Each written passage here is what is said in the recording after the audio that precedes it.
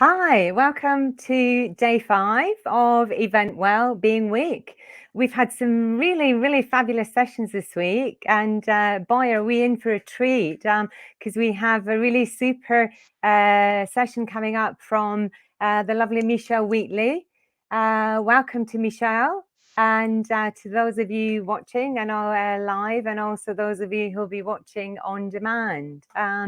Michelle is the Global Operations Manager at BCG Meetings and Events. And today, Michelle's session will focus on body confidence, especially how everybody is feeling after all the lockdowns and how everybody can move forward. So Michelle, thank you so much. I'm going to hand over to you now, and we look forward to your session. Oh, hello.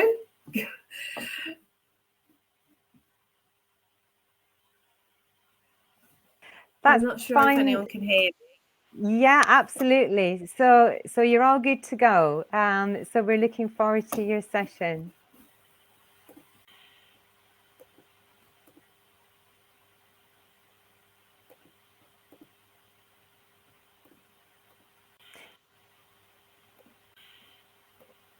If you'd like to start the session, Michelle, that would be super. Thank you.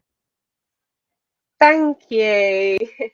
Sorry about that. I was jumping around trying frantically to sort out my audio because it all went blank and I couldn't hear anything. But I'm here. And thank you so much for that introduction.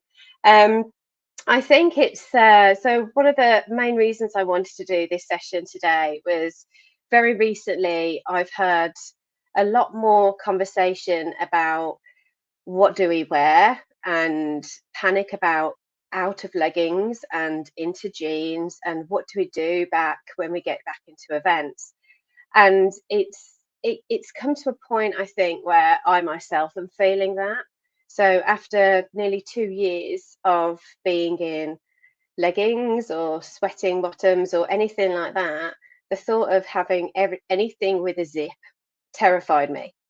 And I mean, this is a long running issue. I think COVID itself has brought a lot of challenges for everyone.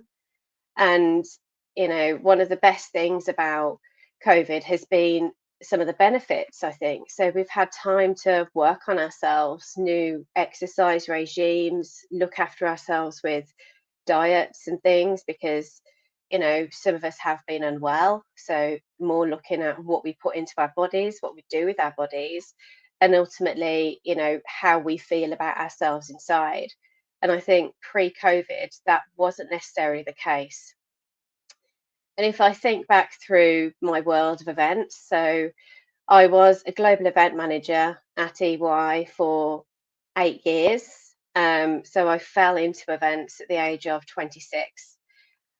I was a big foodie. I loved my food, I loved my drink, and the thought of being paid to go on tastings and choose what people were going to eat was just beyond exciting to me. And I loved it for those years that I did it. But I always felt under a certain pressure at the same time to look a certain way, to act and feel a certain way as well. And, back in the 2010s, late 2010s, it was about smart beyond, looking like you're in control, part like an on-site uniform almost. So, sleek black dresses, be glamorous, but not too glamorous. Be smart, but still approachable. Be fashionable, but not overly trendy. So there were all of these different things that I felt I had to almost live up to. And that's without the thought of, do I need to wear something new? Do I need to wear something different? Do I need to stand out or fit in? There were so many questions, I think, that came with delivering on site events that can put you into a bit of a tailspin. Well, it certainly did me. So you've got this paradox of eating incredible things, going to incredible places, but also being so careful about what outfit you're going to need to pack. Could it be a ball gown? Could it be a black shift dress? Either way, you're going to have to, feel comfortable and, look the part within that event. And I think it also tied in with, at the same time, how I felt about myself. So I'd always had issues with food. I always had challenges with diets, on and off diets through most of my adult years. And always thinking, okay, so I've got this coming up, I'll buy it in a size below. And ultimately putting extra pressure on myself to fit into that. And it never happened. It came to event day and I was still the same size as I was, because ultimately I'd never seen that goal as a reachable goal. It wasn't for me, it was for somebody else. And I thought that, by getting these clothes, that I would be, doing the right thing, involving myself in the right thing and feeling good. But I wasn't. I'd come to event day, I would put those clothes on. They were too tight. I was constantly messing around with them, pulling straps up, moving, and you're on site, you're running around, you've not got time to be uncomfortable. So it took a very, very, very long time for me to actually buy the size of clothes I was, and not worry about not being able to fit into the size I was last year at the same event, and prioritizing my comfort and how I was feeling inside. And I think that also, when you're looking for those clothes, when you're thinking about what to wear, for me as well, there was that financial pressure. Like, if maybe I wasn't the size that I wanted to be, I'd get some false eyelashes or I'd get a spray tan, and that financial cost just carried on building up. You end up spending a fortune at the beauty salon to make your face look perfect, and then you're in Tesco's clothes because you refuse to buy clothes from Ted Baker or Reese that are the size that you don't want to be. So you're in this shame spiral of, okay, I will wear these clothes because they fit. Do they make me feel happy, comfortable? No.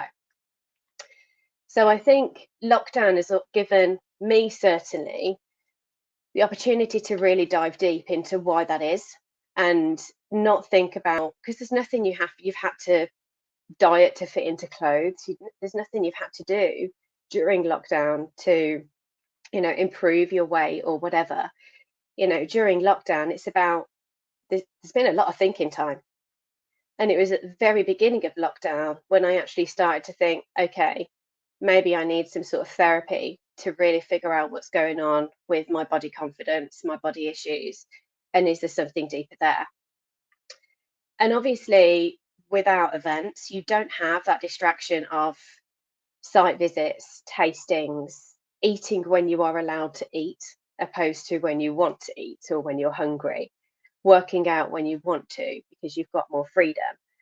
So through a very intensive period of therapy and some really great advice from friends, I started looking into other forms of eating disorder, binge eating disorder, particularly for myself, and how I'd be able to overcome that to actually start loving myself.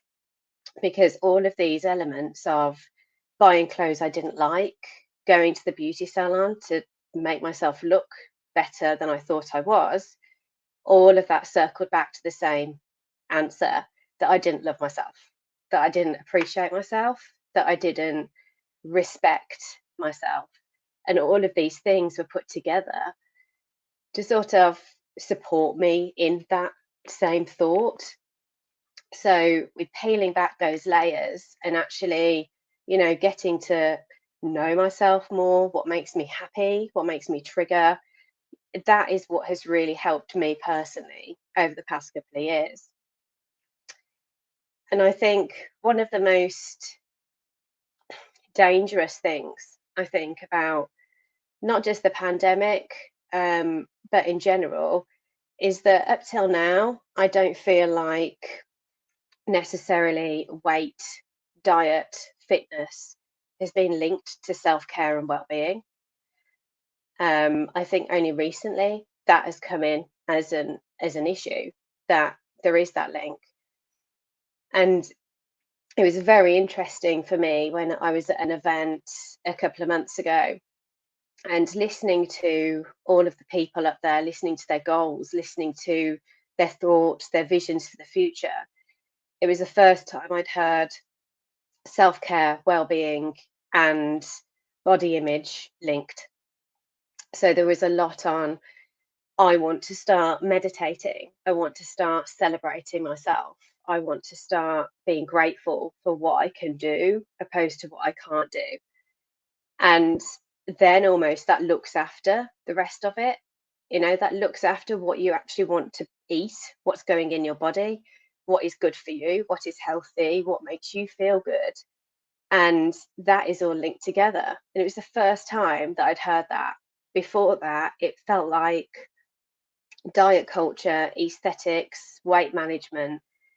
It's all a form of self-torture sometimes, because you want to eat these things, but they're not going to be great for you.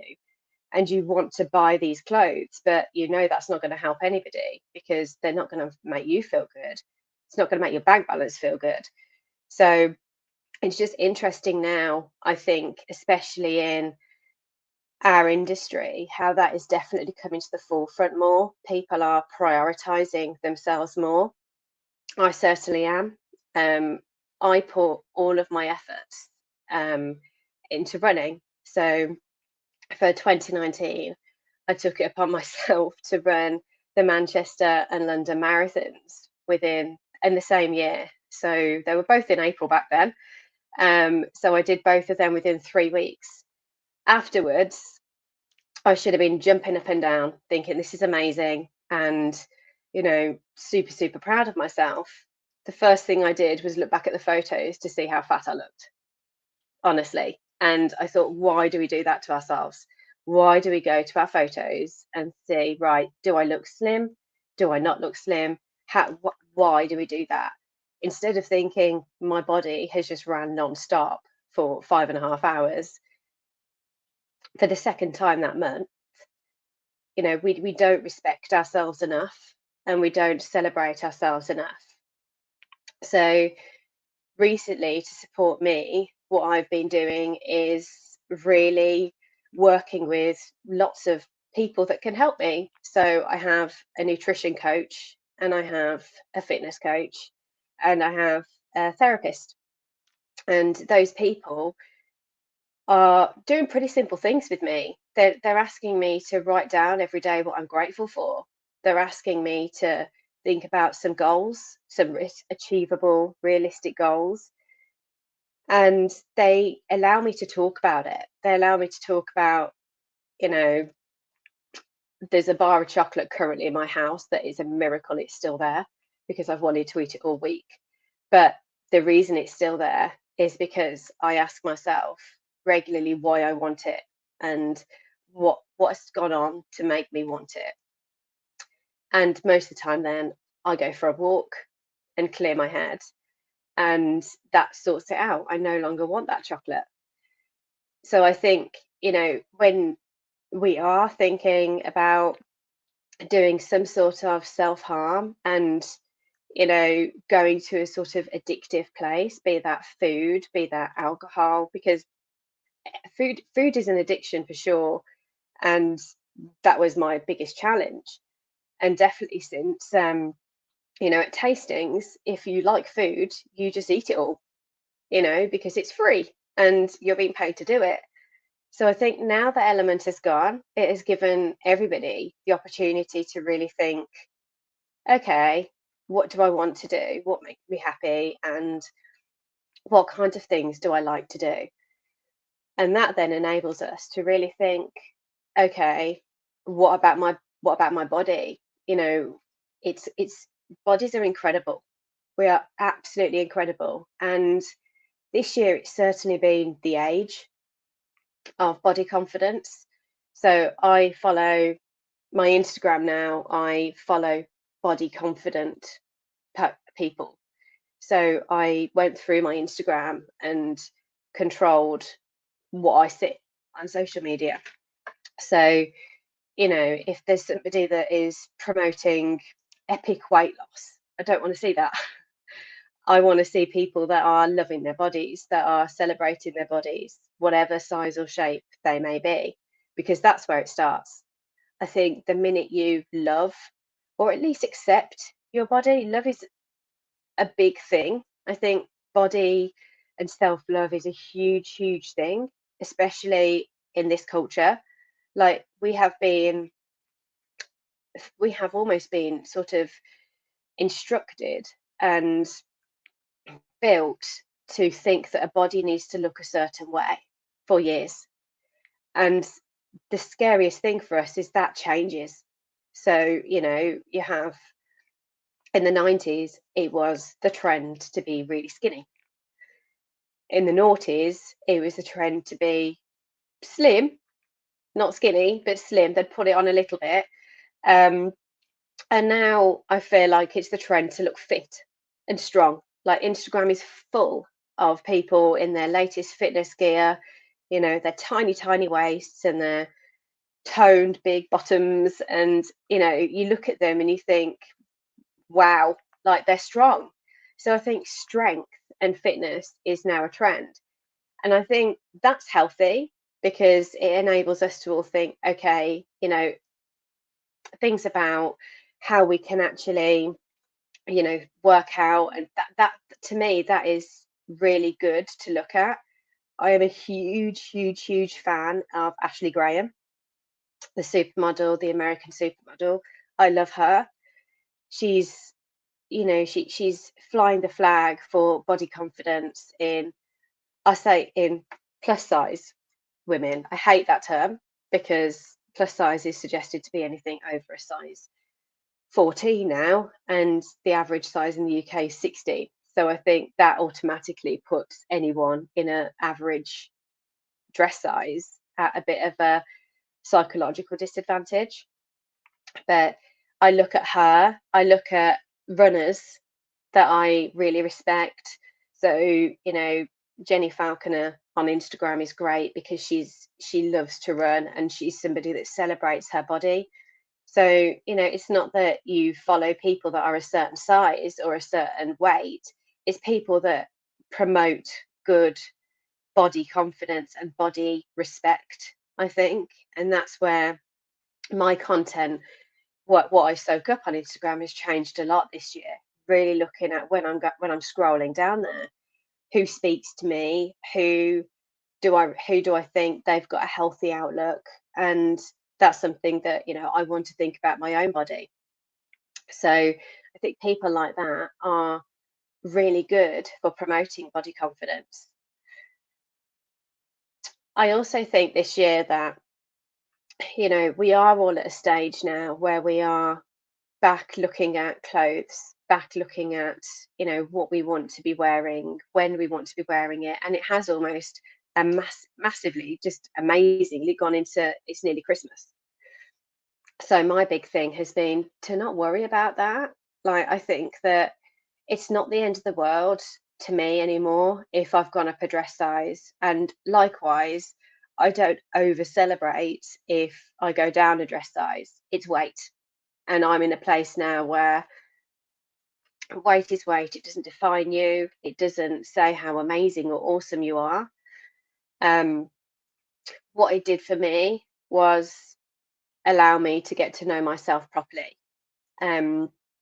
So I was in a mentoring program for a year called Fast Forward 15, and my biggest goal for Fast Forward 15 was to lose 5 stone.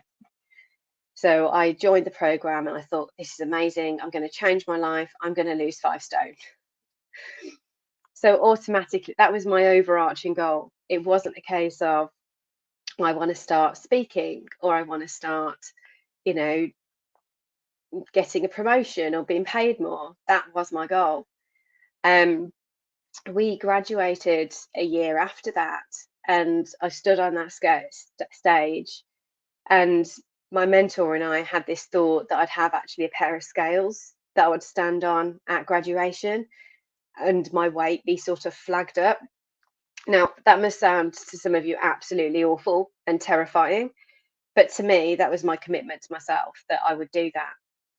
So after a year, obviously, of attempting to lose weight, to get fit, during that year, I actually had COVID.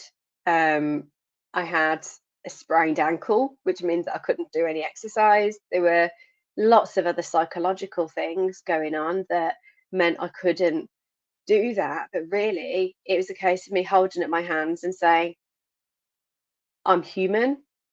We're in a pandemic. I've been homeschooling. I've been a wife, a mom. I've worked full time, and I'm just about sane.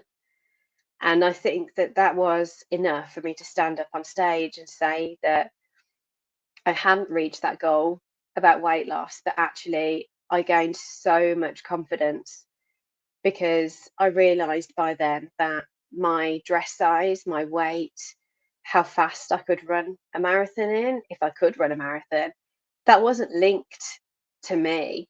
That wasn't linked to my confidence. It was just stuff that had happened. And I'm not saying this is easy. It certainly wasn't for me at all. I'm 36 now. So I've had 30 years of being told that I was the fat, chubby one, or I couldn't wear this, that, or the other because I didn't fit this, that, or the other. But instead, it was a lifetime of essentially being told that I wasn't good enough because of my size.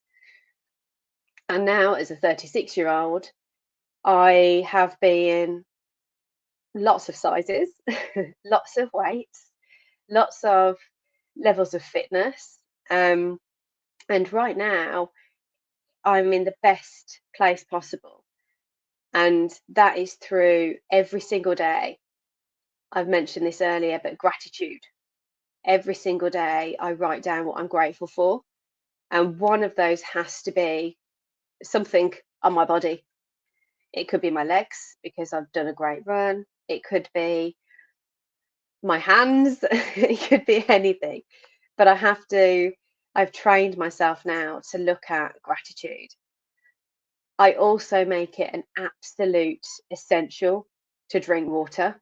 Sounds so strange, but I think even it's the thing at the moment, hydrate. I even saw, I can't remember who it was on Instagram that I saw this morning, but it was a famous actress and she looked beautiful, no filter, looked absolutely stunning. And she just said one thing, hydrate. And it's so true. And I think it's something that a lot of people do take for granted. So after this, go and get yourself a big bottle of water or drink of water, because I've learned recently it's so important. I feel so much better if I hydrate properly. And it all goes similarly, walking and being outside. So I got a dog last year and I walk her twice a day, every day without fail. And just having first thing in the morning, just having that sort of active time really gets me to think about firstly what I'm grateful for, because you walk around, especially at the moment, it's beautiful. You've got sunny skies, it's beginning to be autumn. So it really sort of brings it back in terms of what you can be grateful for, and it gets your body moving, clears your mind. So many good things about walking, and it gets your steps up, which means that you're healthier. And I think that, one thing that I did realize is do what makes you happy. So I ran for years. I ran marathons, as I said, for years and years, and they made me happy because I got a medal at the end. So it's almost like someone's congratulating you, which is great, but is it really for you? Like, if you love it, brilliant. But if you just love it because of the result, that's not ideal. So find an exercise that you adore. Find something that you would never, ever cancel on a weekly basis. And that will make you feel good. And your body then will thank you even more because you're doing something that makes you feel good. You're not forcing your body to do something that doesn't make you feel good. Also, I think the biggest thing I've learned is to be kind to yourself.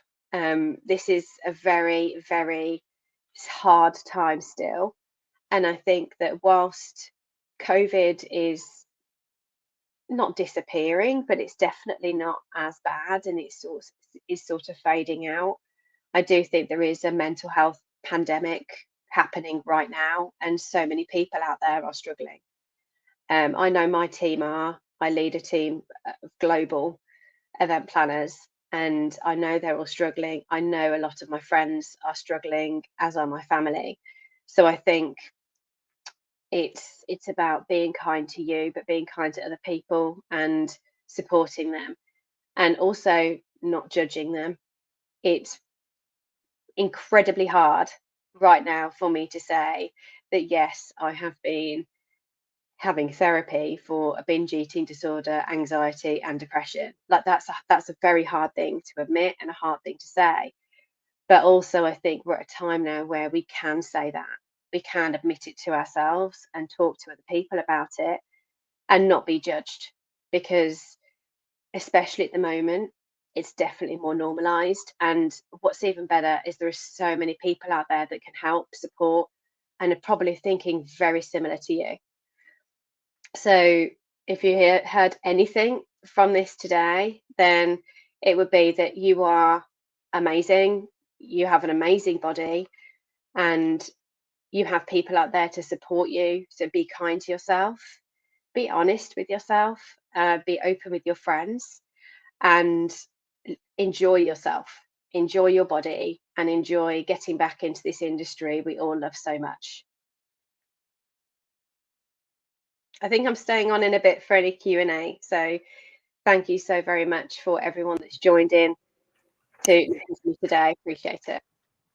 Hi, Michelle. I really, truly wanted to give you such a heartfelt thank you from the heart, because for you to speak so openly and honestly and candidly about all the challenges that you have faced on a personal level, it's truly commendable. And thank you for sharing your story with us. And I know that other people that were on LinkedIn Live have been able to associate some of the feelings that you've actually gone through. So thank you so much for sharing that with us. I wanted to thank you again for joining live, those of you that are going to be watching on demand. And just a little mention, this weekend, as part of Event Wellbeing Week, Event Well is running the weekend pledge-a-thon.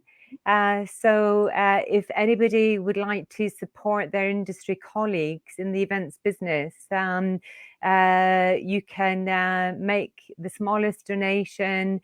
If you wish, just visit eventwell.org and you'll find further information on that website. Michelle, a huge thank you for sharing. And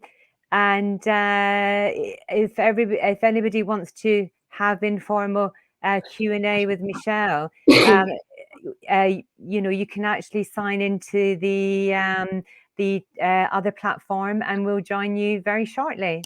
Thanks, and bye-bye. Thank you.